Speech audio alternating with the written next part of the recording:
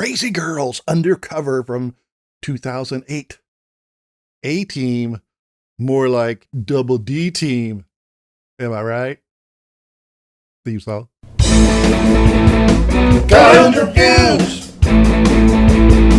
Kyle's Reviews!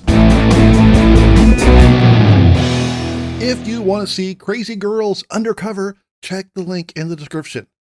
So this is one of those movies where the story behind it is a lot more interesting than the actual movie. So what's the movie about? Well, there's a guy who we see early on that he was with the CIA or something, and he came into some money, so he resigns, and we learn that he opened a club where topless showgirls perform. So yeah, there are lots of boobs.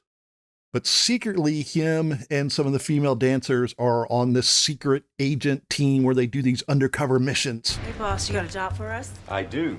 To be honest, the whole thing really feels like a TV pilot because there's so much explanation, and it's actually kind of almost like two stories in one. We see the first half, we see a woman join the dance team, but we see about her shady past, and they solve that. And then there's another storyline where somebody from the main guy's past is coming there. So we also, what makes it also feel like a TV pilot is we learn the main guy and one of the women, they have a romantic past, but then the new woman starts a thing with him, and so it makes the ex jealous, and the new woman slowly figures out about it.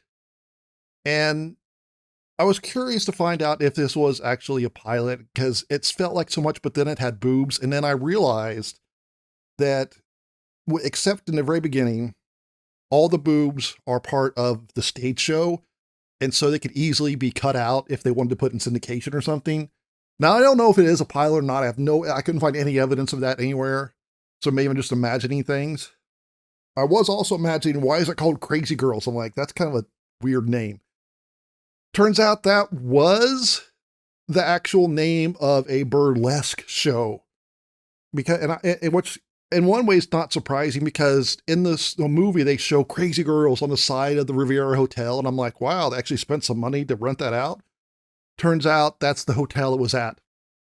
And wouldn't you know it, one of the guys listed as the main writer was the producer of the show.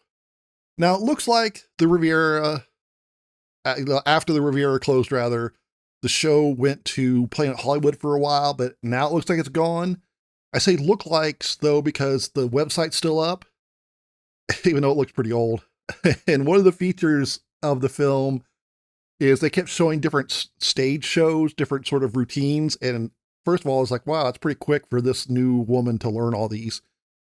But go to the website, wouldn't you know it, all of them are directly from the actual show, including the outfits they wore.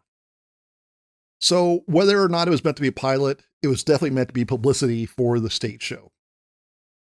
With all that in mind, is it a good movie? Well, it's not bad. It is very 80s. I mentioned A-Team. It feels like one of those types of things. They do spin up a lot of times setting up premises, introducing the characters. They also have these cheesy freeze frames where the images turns into this really amateurish looking drawing, which maybe those could easily be commercial breaks, and all of the dancers are all given backgrounds and skills like computer hacking and helicopter pilot, which, reminds me of, Fox Force 5 from Pulp Fiction. And there's a running bit where one of them, they talk about her past as stealing cars, but she never actually does it. So I'm like, oh, if that was a TV show, that would come up in the future or something. Auto Expo, here I come. Didn't you steal a car at the last one you went to? Again, I don't know if it's a pilot or not. I'm just guessing. But as it is, should you watch it? No, not really. There are lots of other places to see boobs, and without the boobs, it's kind of charming. There's not a lot of reason to watch it. So I'm going to give Crazy Girls Undercover 2 thumbs up. These girls are crazy, and they're undercover. Well, the name checks out.